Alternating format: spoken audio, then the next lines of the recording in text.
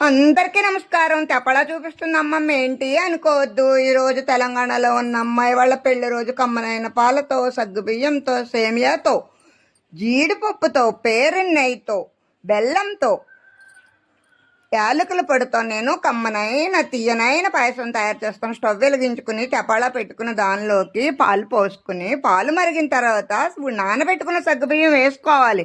బాగా పొంగొచ్చింది అనుకోండి, స్టవ్ మనమే శుభ్రం చేసుకోవాలి. అది మాత్రం జాగ్రత్తగా ఉండాలి. బాగా ఉడుకుతున్న సగ్గుబియ్యం దగ్గర పడిన తర్వాత వానిలో సేమియాలు వేసుకోవాలి.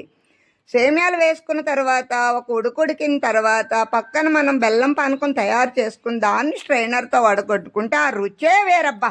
ఈ టిప్పు మా తెలంగాణ అమ్మాయికి చాలా నచ్చుతుంది. దానిలోకి నేను వేయించిన జీడిపప్పు వేశాను. ఏంటి అమ్మమ్మ నల్ల మూకుడు చూపిస్తుంది అనుకుంటున్నారా? ఇది మా పెళ్ళైన కొత్తలో కొనుక్కున్న మూకుడండి. యాలకుల పొడి వేశాను. ఉంటాను. Bye bye.